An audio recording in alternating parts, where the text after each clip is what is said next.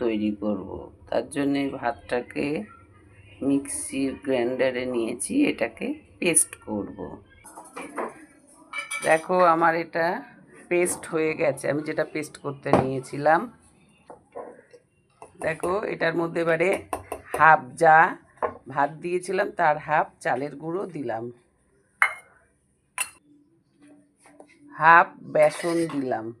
এই দুটোকে এবারে একটু পেস্ট করব। দেখো এটা আমার পেস্ট হয়ে গেছে, ঘুরিয়েছি। এবারে চালের পেস্টটা এর সাথে, এই যে চালের পেস্ট এর সাথে মিশিয়ে দেব।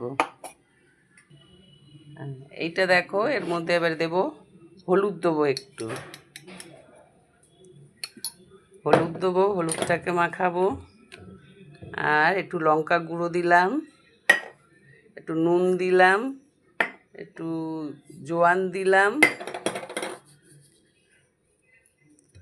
আর একটু সাদা জিরে দিলাম। এইগুলো ভালো করে মেশাবো। একটু খাবার সোডা দিলাম। কুরকুরে ভাজাটা করছি।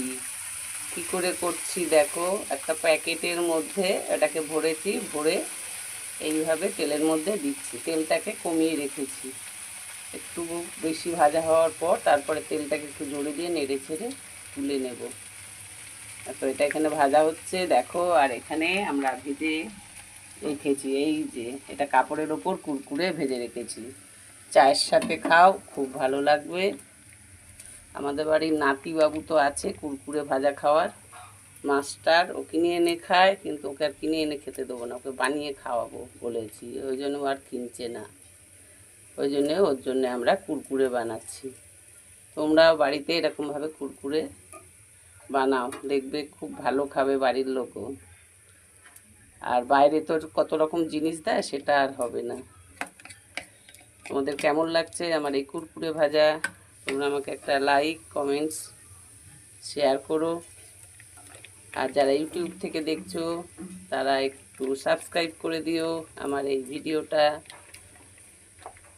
যারা ধৈর্য সহকারে এটাকে দেখছো তাদেরকে অসংখ্য ধন্যবাদ। এখন তাহলে রাখি, আবার অন্য কিছু একটা নিয়ে আসবো। টাটা।